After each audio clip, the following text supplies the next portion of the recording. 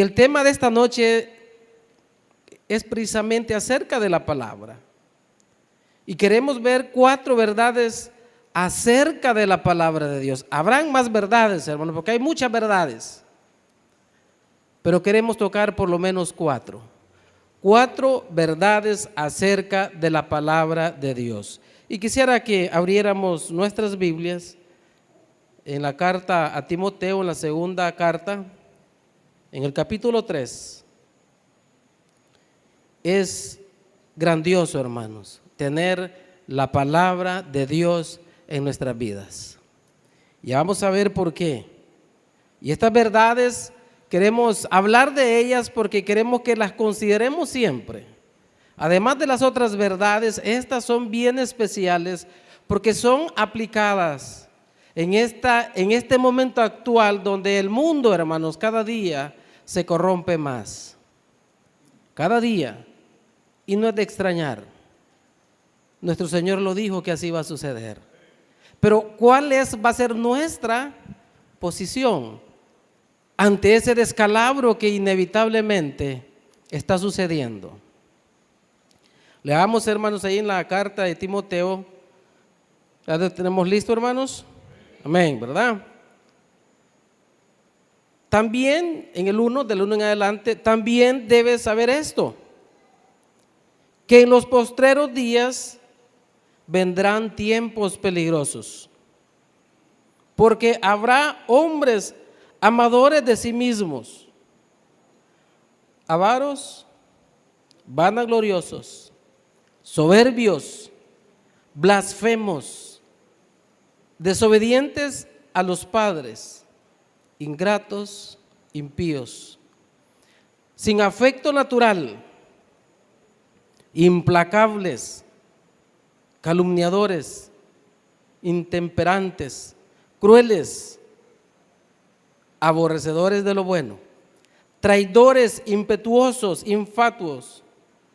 infatuados, amadores de los deleites más que de Dios, que tendrán apariencia de piedad, pero negarán la eficacia de ella. A estos evita,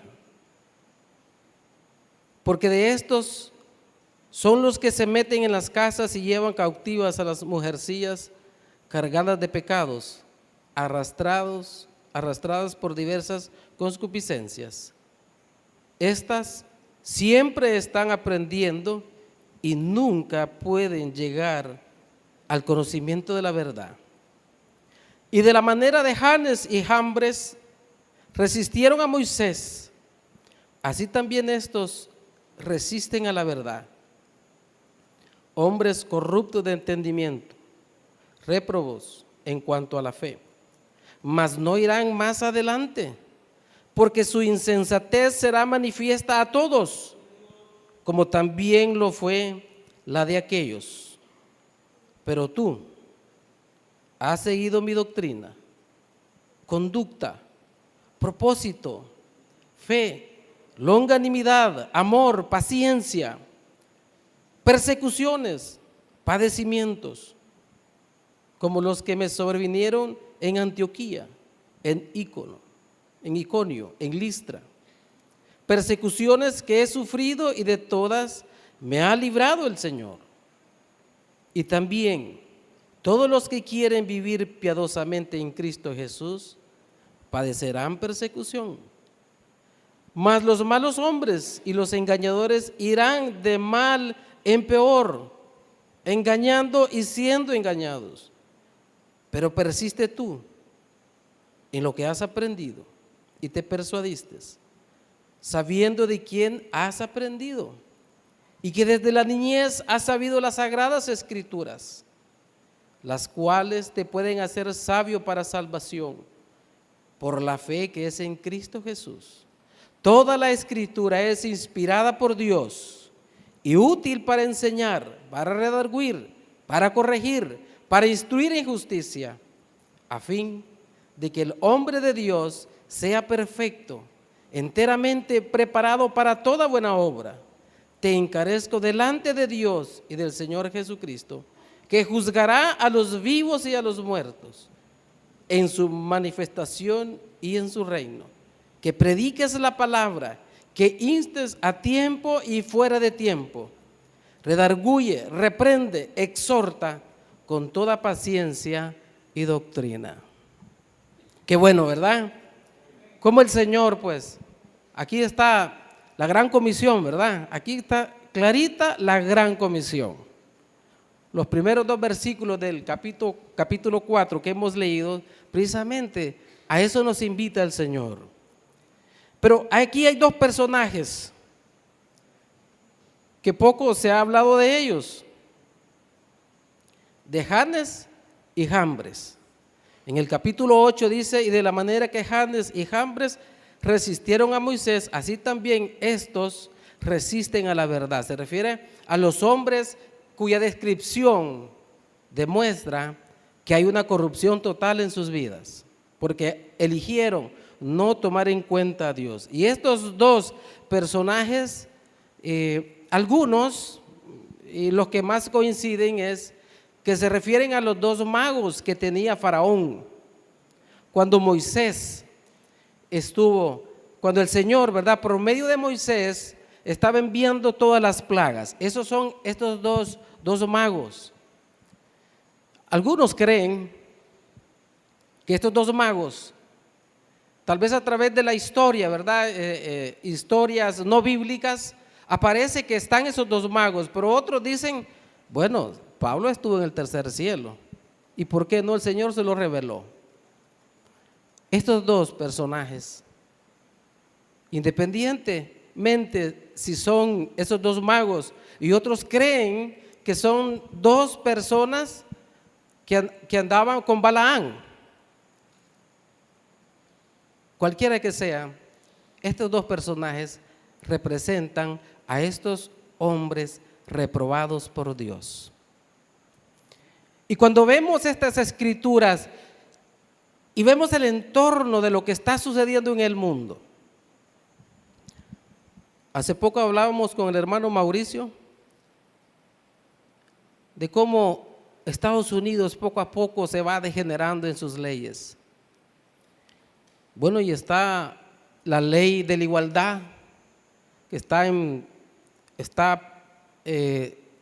con fuerza para ser aprobada en Estados Unidos. Demuestra el estado de decadencia de ese país. Veía también en Hong Kong, que ahí pues no está legalizado los casamientos entre personas del mismo género, sexo. Algo triste porque dicen que son evangélicos, de iglesias evangélicas. Pero qué contradicción más grande. ¿Cómo puede ser si el Señor desde el principio ha aborrecido eso? Y en Estados Unidos igual, iglesias evangélicas que por la igualdad ya hasta permiten que el pastor esté con su esposo ahí. Y hemos visto a través de las escrituras que cuando los líderes eligen tomar ese camino de abandonar a Dios, ¿quiénes pagan las consecuencias? El pueblo, todo el pueblo. Y en medio estamos nosotros. Porque hay leyes tan fuertes en Estados Unidos que quizás no les van a permitir predicar en contra de ese pecado, de la homosexualidad, porque es un pecado, hermanos. Ese no es una enfermedad, es un pecado. Ese deterioro. Pero todo el mundo apoya ese movimiento, hermanos. Y no está muy lejos aquí. Está cerca. ¿Qué vamos a hacer nosotros? ¿Vamos a permanecer apáticos ante esa situación desastrosa? Por eso, queremos tocar estas 4 verdades y que las vivamos a diario. Porque estas verdades tenemos que tenerlas con la certeza de que tenemos que predicar la palabra del Señor bajo estas verdades. Y la primera verdad es que resistir la palabra de Dios trae consecuencias temporales y eternas. ¿Cuántos creen eso? Temporales y eternas. Pero las más difíciles son las eternas, porque cuando tenemos las consecuencias eternas que el Señor ya determinó, ya no hay vuelta atrás. Pero las consecuencias temporales, las que se están viviendo aquí, es posible que puedan ser revertidas mientras el hombre tenga vida, tiene esperanza. Pero media vez muera, ya no hay reversión. Esa consecuencia, hermanos, ya no podemos volver atrás. Pero tenemos la oportunidad de predicar la palabra para que esas consecuencias temporales, el Señor tenga misericordia de ellos. Y dice, hablando de esto, hermanos, pero no irán más adelante, dice, porque su insensatez será manifiesta a todos, como también lo fue la de aquellos. Está hablando de esos hombres, estoy en el 9, hermanos, de esos hombres retrógrados, esos hombres que eligieron no tomar en cuenta a Dios. No sé si nuestro hermano nos puede poner Romanos 1:28, que básicamente es de eso que estamos hablando. Si no, busquémoslo, hermano. Romanos 1:28 es algo tremendo.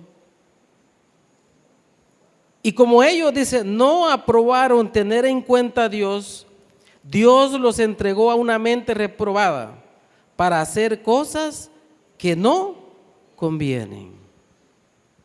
Cuando vemos lo que sucede en estos países, las cosas que están haciendo cosas que no convienen. Y es que la culminación, como el punto más grande del pecado, es la homosexualidad, hermanos. Es como digamos, todos los pecados le ofenden al Señor, pero cuando una sociedad se ha distorsionado es cuando ya está a ese grado de la homosexualidad.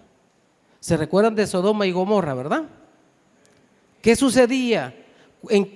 ¿Cuál fue el pecado que el Señor señaló antes de mandar el juicio? ¿Se recuerdan que los ángeles que iban a rescatar a Lot, qué querían hacer los hombres perversos de ese lugar? Querían acostarse con los ángeles. Un nivel de perversión, hermanos. Ese nivel llevó al juicio de Sodoma y Gomorra. Ya no había vuelta atrás en el juicio. ¿Qué va a pasar si Estados Unidos, lo pongo como ejemplo porque lo tenemos cerca, y las cosas que allá se hacen nos caen con rebote a nosotros? ¿Qué va a pasar cuando vemos que estas leyes están cobrando fuerza? Es porque quizás el Señor ya los entregó a esa mente reprobada, porque están haciendo las cosas que no convienen. Desde el momento que eligieron una nación que fue fundada, fue en principios bíblicos, y luego eligen sacar la Biblia, eligen no tomar en cuenta a Dios, sacando la lectura de la Biblia de las escuelas, ahí comienza el juicio,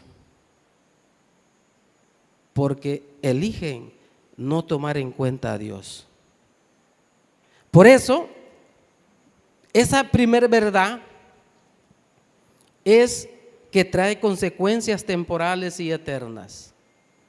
Temporales, lo que estamos viendo ahorita, lo que vemos, ese grado de degeneración.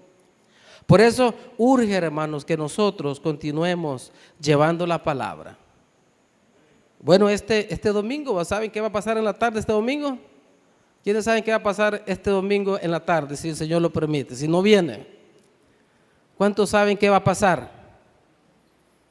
Hay una actividad que se va a realizar este domingo. ¿Cuántos saben qué va a pasar? ¿Qué vamos a hacer si el Señor lo permite? ¿Qué vamos a hacer, hermano Carlos? Una actividad evangelística en el Congo. ¿Cuántas personas entre niños y adultos se esperan? 150 a 200. Y muchos de ellos quizás no conocen al Señor. Porque urge hacer eso, hermanos. Urge. Por esas consecuencias. Urge trabajar llevando la palabra. Y esa es tarea, es mi tarea. ¿Sí? Es mi tarea. Al menos mía es, ¿verdad? Es suya también, ¿verdad, hermano? ¿De quién es la tarea, hermanos? Mía. Es mía, no es de nosotros, es mi tarea. Entonces trae separación de Dios, hermanos. El pecado, usted sabe que nos separa del Señor. Y solo hay algo que nos puede acercar al Señor, ¿verdad? Es Cristo, ¿verdad? Es lo único que nos acerca, es lo único que nos puede reconciliar con el Señor. De ahí no hay nada, hermano. Ni sus penitencias, ni sus ofrendas, no hay nada. Porque no tomar en cuenta a Dios es separarnos de Él. Pero también tenemos consecuencias eternas, hermanos. Segunda de Tesalonicenses 6 dice: porque es justo delante de Dios pagar con tribulación a los que os atribulan. Y a vosotros, que sois atribulados, daros reposo con nosotros. Mire, hay dos pagos.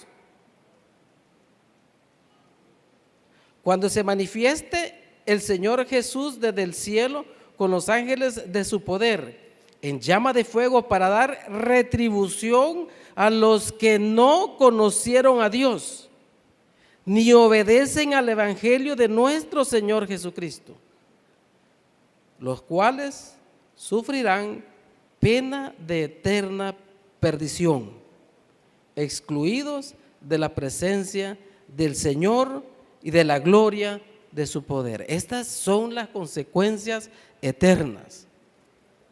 La separación definitiva del Señor.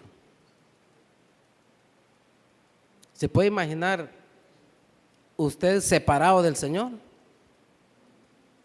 Si el infierno que vivimos antes de llegar al Señor, ¿quiénes quieren regresar allá a ese infierno? Yo no, hermano, yo no quiero regresar, no quiero regresar. Y solo yo sé lo que sufrí allí. Y no dudo que usted sufrió. Ya no tendría que contármelo, porque yo sé lo que es estar separado de Dios. Engañando y siendo engañado. Consecuencias eternas. Por eso es importante que llevemos el evangelio, por esas consecuencias eternas, porque es algo que el Señor nos dio a nosotros. Ese ministerio de la reconciliación me lo dio a mí. ¿A quién se lo dio? A mí. No se lo dio a ustedes, me lo dio a mí.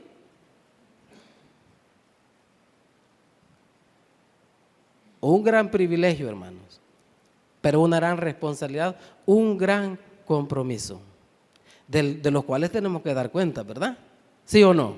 ¿Cuántos crees que van a dar cuenta del trabajo que hacemos delante del Señor para su reino? Tenemos que dar cuenta, hermanos.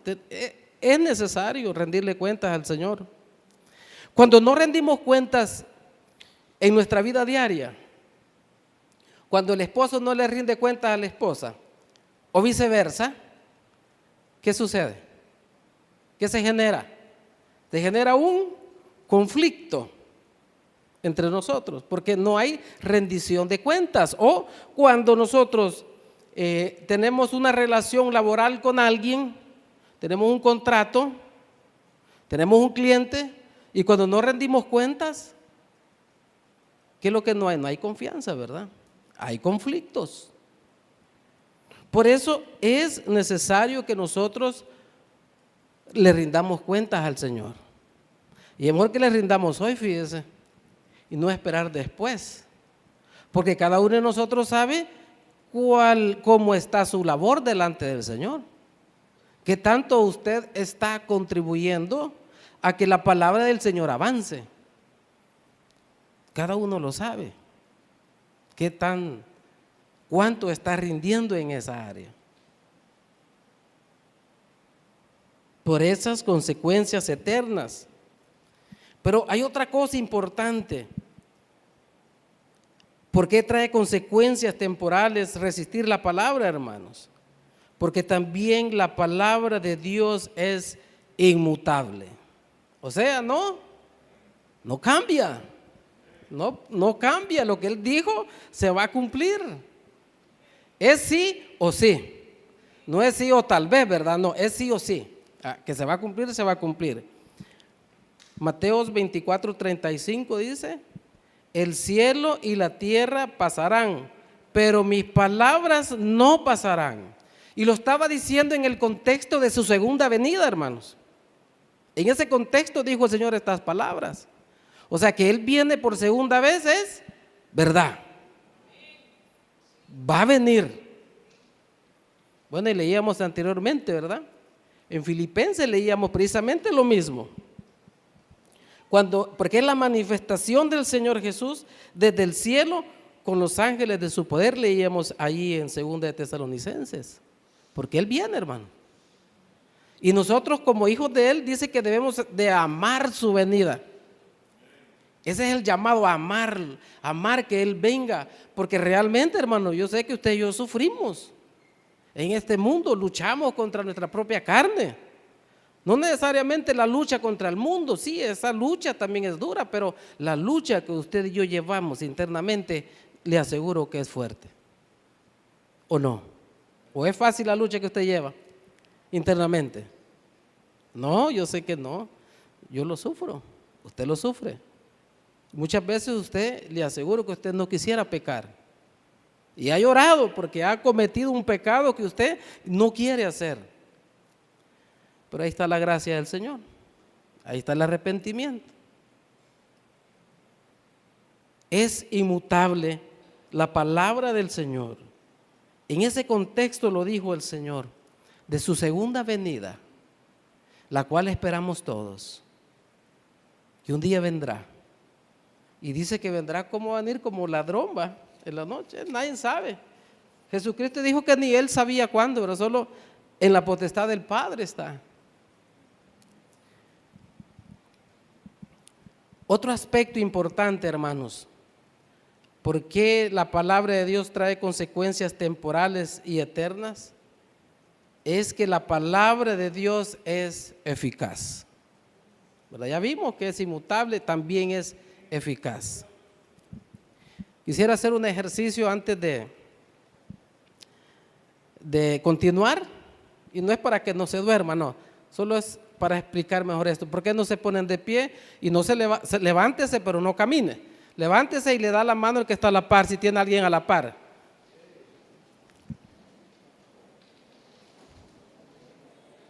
Ya, ¿verdad? Pueden sentarse. De reojo vi que algunos no se pararon. Algunos no se pararon, ¿verdad? Pero algunos sí se pararon. Mis palabras fueron eficaces porque usted obedeció la indicación, pero para algunos no fue eficaz. Bueno, el hermano Daniel no pudo pararse, ¿verdad? No pudo bajar. Para él no fue eficaz, aunque las escuchó. ¿Sí? Pues así es con los creyentes, hermanos. La palabra del Señor es eficaz. Y la prueba es que usted y yo estamos aquí. Y hemos sido salvos. Nos ha lavado, nos ha perdonado y nos está haciendo crecer en el Señor. Pero para algunos no es eficaz. Y quizás está en medio de nosotros. Es muy probable. Pero la del Señor sí, hermano. Esa que se va a cumplir, se va a cumplir. Porque dice que es viva y es eficaz. Es más cortante que toda espada de dos filos. O sea que entra, hermano, para salvación o para condenación para algunos. Pero es tan eficaz que dice que hasta penetra hasta partir el alma y el espíritu. ¿Cómo es eso que va a partir el alma y el espíritu? Eso tiene una representación física, el alma y el espíritu. ¿Ah? ¿El espíritu tiene una representación física que podamos ver el espíritu? No, porque cuando alguien muere, ¿qué es lo que vemos ahí? Nada más vemos su cuerpo, pero nadie sabe por dónde salió el espíritu. Pero dice que es tan eficaz, tan viva, que es capaz de partir el espíritu. O sea que es poderosa, pues. Porque la palabra del Señor tampoco tiene una representación física, ¿verdad? Las palabras usted las escucha, usted no las mira, solo entiende que yo estoy transmitiendo algo. Pero usted no mira la palabra, nosotros nos ha enseñado un lenguaje, ¿verdad? Y por eso sabemos y entendemos cuando alguien nos habla. Pero el Señor dice que penetra, parte el alma y el espíritu. No solo lo espiritual es capaz de partir, hermano. Y es que, ¿cuántas veces de nosotros las palabras del Señor nos han hecho llorar? ¿Ah? Muchas veces. Pero lo que se quebranta en sí no es el cuerpo, sino es el espíritu. Eso es lo que se quebranta. Por eso dice, parte el alma al espíritu. Porque nos está hablando al espíritu. No le habla a la carne, hermano. No, la carne la tenemos porque a través de ella nosotros podemos hacer las cosas. Pero realmente es al espíritu el que le habla al Señor. Y por eso actuamos. Cuando lloramos por el pecado que hemos cometido, es porque el Señor ha partido nuestro espíritu, porque ese es el poder de la palabra. Por eso si usted tiene algo ahí que no ha arreglado en su vida y no siente nada por ese pecado que está cometiendo, pídele al Señor que lo quebrante, hermano, porque algo puede estar pasando en su vida. Si no se quebranta es porque quizás usted ya comenzó a jugar con ese tipo de pecado que ya se acostumbró a él. Pídale al Señor que lo quebrante, que la quebrante. Porque la palabra del Señor puede hacer eso. Además, ¿por qué la palabra del Señor trae consecuencias temporales y eternas? Porque también las ha dejado escrita para nuestro provecho. Y fíjese que, yo he hablado con varios creyentes y algunos creen que leer el Antiguo Testamento, que ya no, que hoy es el Nuevo Testamento, ¿verdad? Que el Antiguo, eso ya pasó. Bueno, todo ha pasado. Todo fue escrito hace de 2000 años para atrás, ¿verdad? Aproximadamente. Pero 1 Corintios 10:6 dice, quisiera que abriéramos nuestras Biblias allí, hermanos, porque quiero tocar otros puntitos ahí cerca. 1 Corintios 10:6.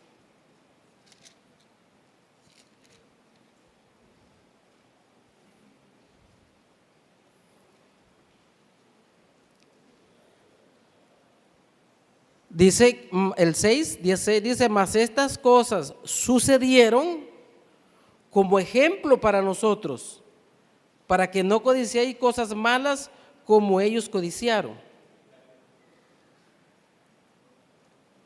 Están escritas para nosotros. Y en el 11 Dice, y estas cosas les acontecieron como ejemplo y están escritas para amonestarnos a nosotros, a quienes han alcanzado los fines de los siglos. O sea, hoy va este tiempo de los fines de los siglos. Pero está hablando en el contexto de la idolatría del pueblo de Israel. Todas esas cosas que le pasaron a ellos, todos esos juicios que el Señor les envió a ellos, dice que están escritas para nosotros. Para mí están escritas. ¿Para quién están escritas? Para mí. Para nuestro provecho. Por eso, el Antiguo Testamento, si usted es de los que piensa que el Antiguo ya no, ¿verdad? Ahí hay una infinidad de joyas, ¿verdad, hermano? La palabra del Señor es extraordinarias. ¿Quiere ver la gracia del Señor? Allá tiene a Abraham, tiene a Noé, que lo encontró justo en medio de toda la gente que existía en ese tiempo. ¿Quiere aprender de un hombre como usted y como yo, que el corazón era conforme al corazón de Dios? Ahí tiene a David. Lea a David. ¿Cómo era él? Un hombre que entendía la autoridad, y yo me deleito en eso, porque él entendía la autoridad del Señor. Él entendía la autoridad delegada y él respetaba esa autoridad. Y en veces en las iglesias no respetan la autoridad delegada, y eso es pecado. Y así podemos. ¿Quiere ver maravillas? ¿Quiere ver milagros? Ve a Elías y a Eliseo. Todo lo que el Señor hizo por medio de ellos fortalece nuestra fe. Por eso la palabra del Señor es integral. No sienta aburrimiento cuando lea las genealogías, porque esas genealogías es la evidencia de lo que el Señor prometió, lo cumplió. Y eso nos lleva al punto que lo que Él nos dijo y nos ha prometido en el Nuevo Testamento se va a cumplir también, porque Él es fiel. Él ha jurado por Él mismo. Ahora, la segunda verdad es que la palabra de Dios nos puede hacer sabios para salvación. ¿Cuántos creen eso? Bueno, de hecho, usted está aquí porque la palabra lo salvó. Usted no está aquí, ni yo estoy aquí por inteligente, ¿verdad? Por bueno, porque fui misericordioso. No, hermano, no. Nadie está aquí por eso. Aquí está por la gracia y misericordia de Dios. Simple y sencillamente. Pero dice que nos puede hacer sabios para salvación. Allí, si regresamos a Timoteo, a 2 de Timoteo, le dice a Timoteo Pablo: pero persiste tú en lo que has aprendido y te persuadiste, sabiendo de quién has aprendido, y que desde la niñez has sabido las sagradas escrituras, las cuales te pueden hacer sabio para la salvación. ¿Por qué, hermanos? Por medio de la fe que es en Cristo Jesús. Y aquí entra otro elemento, la fe, hermano. La fe es importante en esto. Y es que el Señor se encarga de fortalecer nuestra fe. Muchas veces yo me encuentro en la lucha de ciertas conductas que sé que no le agradan al Señor. Pero cuando me acuerdo que Él tuvo la misericordia de quitarme otras cosas quizás más graves, fortalece mi fe, hermano. porque Él ya me dio evidencias de su poder, como se las ha dado a usted. ¿Cuántos tienen evidencias del poder de Dios que ha hecho en su vida? ¿Ah? ¿Para qué sí? Yo sé que Dios ha hecho grandes cosas en usted y se las quitó así, mire, porque ese es el poder del Señor. Cuando nos hallamos en esas luchas de pedirle al Señor que así como nos quitó esas cosas, que nos quite eso, porque Él puede. Él ya nos demostró y ahí nos fortalece la fe.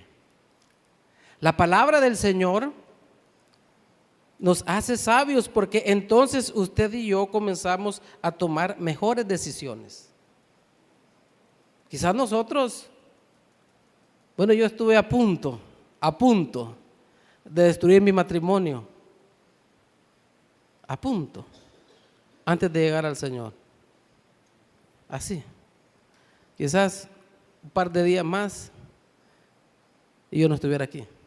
No tuviera 4 hijos, solo tuviera uno y a saber que hubiera sido de Él, o que ya tuviera más hijos, no sé. Pero el Señor, cuando llegó a mi vida, Él me enseñó a ser sabio en mis decisiones. ¿Que me he equivocado algunas veces? Por supuesto que me he equivocado.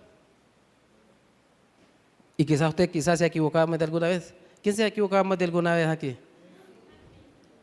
¿Más de 2 veces? ¿Muchas veces?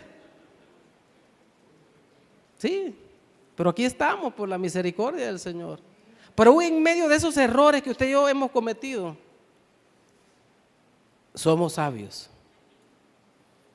Nos ha hecho sabios el Señor. Y eso queremos llevarle a los demás, ¿verdad? Que aprendan a ser sabios. Pero ¿quién nos hace sabios? La palabra del Señor. Él nos instruye, Él nos ilumina. Pero en el 14 veíamos que dice, le decía a Timoteo, persiste en la palabra. Tú persiste, le decía. Y persistir, hermanos, según una definición que encontré, es mantenerse firme y constante en una manera de ser o de obrar. Eso es la persistencia. Si lo traemos a la vida cristiana, quiere decir que usted y yo tenemos que permanecer firmes, ¿verdad? En la manera de actuar, de obrar en el Señor, guiados por la palabra. No, aquí no se vale, una vez pongamos la mano en el arado, hermano. La Escritura dice que no se vale ver para atrás, ¿verdad? Nosotros tenemos que seguir nuestra mirada hacia adelante. Persistir. La lectura bíblica que tenemos, ¿verdad? O sea, ¿por qué cree que la tenemos? ¿Por qué cree que el Señor nos lleva a eso? Porque estamos convencidos que si no es la palabra del Señor no vamos a crecer. Sus oraciones no son suficientes. Sus oraciones son necesarias, porque es necesario orar. Es necesario. Pero es necesario, es indispensable también que usted se confronte a la palabra del Señor, que se exponga, que medite en ella, que piense en ella, que la escudriñe. Eso es necesario para crecer espiritualmente, para que nos haga más sabios para salvación. La palabra del Señor. Entonces, tenemos que ser persistentes, hermanos. También nos hace entender, el Salmo 119, 130 dice, la exposición de tus palabras alumbra, hace entender a los simples. Como nosotros éramos simples, ¿sí? Pero Él nos hizo entender. Por buenos no, por su misericordia. Hoy entendemos, ¿verdad? Hoy entendemos el propósito que el Señor tiene para nuestras vidas, que antes no sabíamos nada, Pero poco a poco, como hemos venido creciendo, el Señor nos viene alumbrando, nos hace entender, hermanos. Además, el Señor dice, y nuestro Señor Jesucristo se regocijaba en el Espíritu y decía: yo te alabo, oh Padre, Señor del cielo y de la tierra, porque escondiste estas cosas de los sabios y entendidos y las has revelado a los niños. Sí, Padre, porque así te agradó. Que usted entienda que usted haya sido llamado por el Evangelio, hermanos, es porque le agradó al Padre. Y dele gracias al Señor porque mire lo que estamos leyendo. Porque le agradó a Él mostrarnos su Evangelio a nosotros. Nosotros ni buscándolo andábamos, ¿verdad? Nadie andaba buscando al Señor, nadie. Así dice la Escritura. Ay, ni uno. Pero la Escritura nos enseña que Él vino a buscar y a salvar. A mí, el perdido. A eso vino. Démosle gracias al Señor por eso y démosle un aplauso, hermano, porque a Él le agradó revelarnos el Evangelio a nosotros. Pero además, así como usted y yo, hay muchos que Él quiere revelarles el Evangelio. Hay muchos. Y por eso vamos a ir el domingo, ¿verdad? Con la ayuda del Señor. Si Él no ha venido, ¿verdad? Y si estamos sanitos o medios enfermos, pero con la ayuda del Señor vamos a ir. Tercer verdad. La palabra de Dios nos entrena para su obra. ¿Cuántos creen eso, hermanos? Sí, ¿verdad? ¿Cuántas veces hemos dicho o hemos escuchado a nuestros pastores decirnos que este es el campo de entrenamiento? Porque la batalla no es aquí, hermanos, aunque muchos andan peleando aquí adentro, pero no, aquí no es la batalla, hermanos. Aquí se andan peleando, ¿verdad? Nosotros nos peleamos. No, aquí no es la batalla. La batalla está afuera. Allá es ahí donde tenemos que ir a practicar todo lo que el Señor nos enseña en su palabra. Bueno, dice que es inspirada por Dios, ¿verdad? La palabra es inspirada por Dios. Y ahí en el 16 de nuestro texto, del capítulo 3 de 2 de Timoteo, dice: toda la Escritura es inspirada por Dios y útil para enseñar, para redarguir, para corregir, para instruir en justicia, a fin de que el hombre de Dios sea perfecto. Escuche. Mire el propósito de la palabra del Señor. O sea, Él tiene una meta muy elevada. Y es que usted sea, ¿cómo? Perfecto. Esa es la meta del Señor. Una gran meta, ¿no cree? Y un gran privilegio que el Señor quiera perfeccionarnos a nosotros. ¿Cuántos quieren ser perfectos? Amén, ¿verdad? Yo quiero ser perfecto. Aunque ahorita estemos lejos, pero queremos ser perfectos. Bueno, somos perfectos porque Él es perfecto.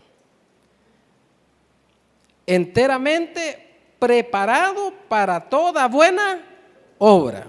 Y aquí no se trata que usted y yo no inventemos las obras, ¿verdad? No, aquí usted no se va a inventar ninguna buena obra.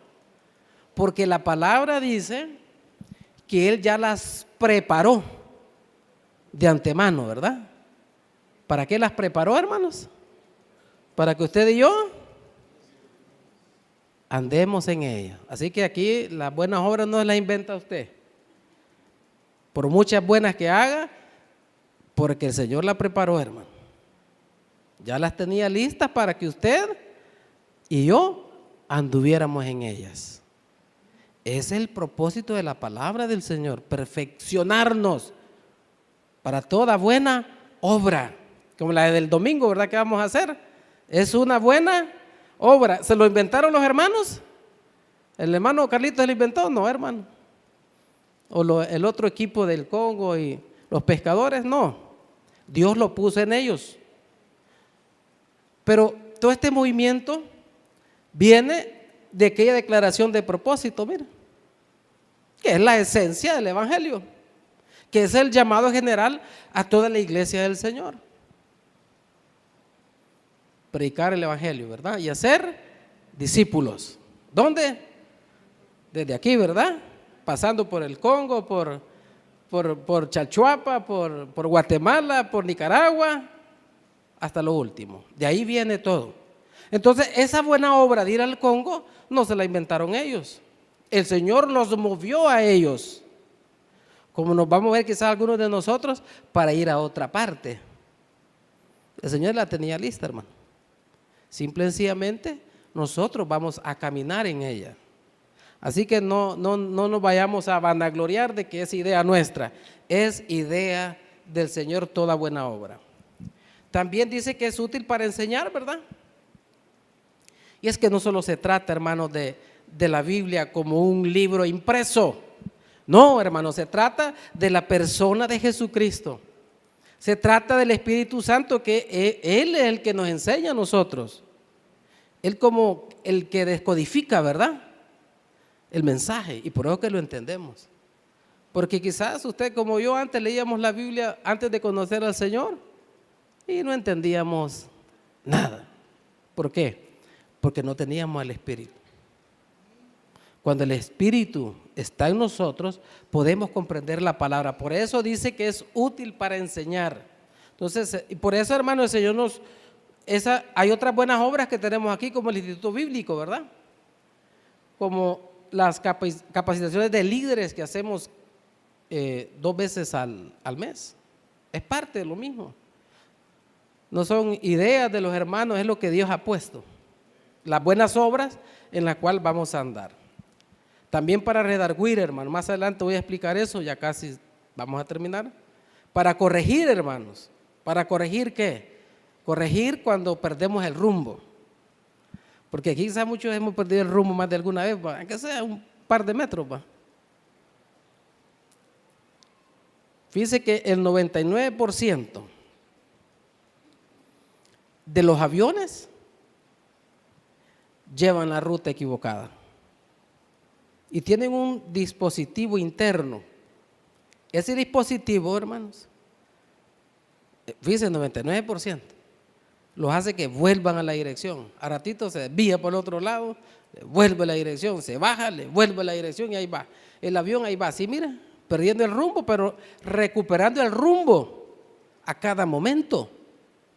Pero es un aparatito interno que le da como la brújula, por decirlo así, pero tiene otro nombre, ese aparatito interno. No sé si hay uno de aeronáutica aquí, un joven que esté estudiando, no sé, o alguien que sepa. Pero eso interno mantiene el rumbo del avión. Pero el 99% pierde el rumbo. Quizás a nosotros nos ha pasado, ¿verdad?, que perdemos el rumbo. Pero como tenemos al Espíritu del Señor, rapidito, mire, nos vuelve a ubicar en el rumbo correcto. Esa es la gracia del Señor, que nos mantiene el rumbo, hermano. Por eso, redarguir, hermanos, corregir se refiere a eso, a que nosotros como hermanos tenemos que ayudarnos a volver a recuperar el rumbo. Es nuestra obligación, nuestro deber como hermanos. Instruir en justicia, pues nos enseña a hacer lo correcto, ¿verdad?, a hacer lo bueno y enteramente preparado para toda buena obra. Y el último, para terminar, hermanos, es que la palabra de Dios debe ser predicada. ¿Sí o no? Eso hasta de más está que se los diga, ¿verdad? Pero bueno, por alguna razón Dios quiere recordarnos, ¿verdad? Algo tiene el Señor. Y dice ahí el último versículo, el 4:2 de Timoteo, 2 de Timoteo, que prediques la palabra, le decía, que instes a tiempo y fuera de, redarguye, reprende, exhorta. ¿Cómo, hermanos? ¿Con el machete desenvainado? ¿Ah? No, ¿verdad? ¿Cómo tenemos que hacerlo? Y con paciencia. ¿Y con qué, hermano? Con la palabra, hermano. Por eso es necesario que nosotros nos expongamos a la palabra. Porque si no estamos expuestos y queremos ayudarle a alguien, no sé qué consejo le vamos a dar. Y fíjense, hermanos, que aquí son 3 cosas, que es redarguir, reprender y exhortar. Son 3 cosas importantes a la hora de predicar la palabra, de exponer la palabra. Las primeras 2 se refiere a aspectos negativos y la tercera se refiere a un aspecto positivo. ¿Por qué? Veamos la primera. Dice redarguir. ¿Qué significa redarguir? La finalidad de la predicación tiene que ser la de corregir aquello que es pecaminoso. O sea, el objetivo de la predicación es eso, hermano, corregir, ¿verdad? Todo aquello que no está siendo bien hecho, que es pecaminoso. Por ejemplo, esta predicación está orientada a que usted entienda que debe de exponerse más a la palabra. A lo mejor quizás tiene meses de no leer la Escritura, muy probablemente. O tenía un hábito y ya lo dejó de leer la Escritura. Ese es el objetivo. Es corregir, ¿verdad? Es redarguir. O que es aquello que es pecaminoso o que es falso doctrinalmente, ¿verdad? Para lo que primero tendrá que convencer por medio de la palabra. Redarguir es por medio de la palabra, no es con filosofía, no es con nuestras palabras, no es con la de Dios. Luego tendrá que guiar a la persona al arrepentimiento y al cambio en su forma de pensar, por medio de la palabra. Eso es redarguir, hermano. Es llevar a alguien, ¿verdad?, que cambie su forma de pensar. ¿Por qué? Porque ha sido desviado, tiene algo pecaminoso que no lo deja crecer. Eso es algo negativo, pero que la palabra lo va a arreglar. Y luego tenemos la otra parte que es reprender. Bueno, usted ha escuchado mucho que andan reprendiendo al diablo, ¿verdad? No, no se refiere a eso, hermano. No se refiere a eso. No es eso. Hermano, es cuando el predicador debe enfrentar el problema del pecado y juzgarlo a la luz de la palabra, tanto en relación con aquellos que todavía no son creyentes, como de los creyentes. O sea, es ya una confrontación más seria, ¿verdad? Y el Señor nos enseña, por medio de su palabra, cómo tenemos que hacerlo. Aquí solo nos da 2 consejitos, ¿verdad? Con paciencia y con doctrina. O sea, es la forma como tenemos que hacerlo. De ninguna manera se puede reducir su gravedad o ignorarlo. No podemos, hermano, no podemos. Y aquí entra la disciplina dentro de la iglesia. Porque no podemos ignorar la gravedad de un pecado. No se puede, no se debe, no es justo delante de Dios. Por supuesto, esta es una de las tareas más difíciles y peor vistas que el predicador tiene que enfrentar. Y ya en consejería, cuando alguien ya lo confronta, algunos hasta se van de las iglesias, hermano. No solo aquí, sino no les gusta ser confrontados por el orgullo que está muy impregnado. Pero tenemos que hacerlo, es nuestra labor hacerlo, ¿verdad? Como hijos de Dios tenemos que hacerlo. Y lo último, hermanos, es exhortar.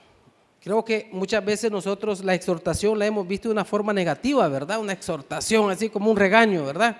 ¿Cuántos tienen esa idea de la exhortación? La mayoría tiene la idea de que la exhortación es como un regaño, ¿verdad? Pero no tiene nada que ver con eso, fíjese. Es al contrario. No es esa la exhortación que el Señor dice, no es el regaño. Hay unos sinónimos para poder entender lo que es la exhortación. Es invitar a alguien a que cambie su forma de actuar. Es rogarle, es suplicarle. ¿A eso se refiere? Es estar junto a él para ayudarle a salir de esa situación. Es la positiva de todo eso. Es animarlo. Así quiere el Señor que hagamos nuestra labor cuando alguien se ha desviado, porque la palabra de Dios debe ser predicada. De esos tres elementos debe de llevar la predicación, hermanos. Debe de llevar redarguir, reprender y exhortar. ¿Quién debe hacer eso? Yo, ¿verdad? Yo, no hay para dónde. ¿Eso es lo que el Señor quiere? Sí, ¿verdad? Eso es lo que Él quiere. Sería bueno, después de habernos expuesto a esto, preguntarnos cómo está nuestra relación con la palabra de Dios. ¿Cómo está su relación? ¿Qué está haciendo con su tiempo? ¿Qué está haciendo cuando se enfrenta a una situación donde tiene que tomar una decisión? Si se apega a la palabra de Dios o no lo hace. Porque de esos todos tenemos a cada momento, hermano. Tenemos que tomar una decisión. ¿Nos apegamos a la palabra o ignoramos la palabra, hermanos? También sería bueno que nos preguntáramos cuántas veces hemos resistido la palabra de Dios. Y cuando lo hemos hecho, ¿qué consecuencias hemos tenido? ¿Qué consecuencias? Quizás nos ha ido mal algunas veces, ¿verdad? O siempre, quizás. Pero la gracia del Señor estuvo ahí. También sería bueno que nos preguntáramos si nos dejamos guiar por la palabra de Dios. Si nuestra vida realmente está siendo guiada por la palabra de Dios. O por filosofías o por nuestro conocimiento que hemos adquirido. ¿Cómo? ¿Cómo lo estamos haciendo? Y por último, hermanos, si nos queremos dejar guiar por la palabra de Dios. Yo quiero dejarme guiar por la palabra de Dios. Yo no sé usted. ¿Cuántos quieren dejarse guiar por la palabra de Dios? Aunque me cueste, pero quiero, hermano. Aunque vaya en contra de mi orgullo, quiero hacerlo. Aunque tropiece, yo quiero hacerlo, hermano. Aunque falle. Quizá le he fallado más de alguna vez a usted. Yo quiero seguir, hermano. Primera de Pedro 5:6 dice: humillaos pues bajo la poderosa mano de Dios, para que Él os exalte cuando fuere tiempo. No cuando yo quiera que me exalte, hermano, no. Cuando sea el tiempo que Él nos va a exaltar, y quizás sea hasta la segunda venida de Cristo, hermano. ¿Cómo está nuestra relación con la palabra del Señor? Yo quisiera que nos pusiéramos de pie, que pudiéramos darle gracias al Señor y que pedirle, ¿verdad?, que esa brújula interna, ese dispositivo interno, como ese dispositivo del avión, que la palabra sea la que nos guíe, hermanos, que nos oriente, que nos lleve a ese rumbo final. Y ese rumbo final es que un día vamos a estar con el Señor. Ese es el rumbo que llevamos, hermano. Ese es el rumbo. ¿Cuántos quieren llegar al final de ese camino, hermanos? Yo quiero, hermano. Gracias, Padre, te damos por tener una palabra.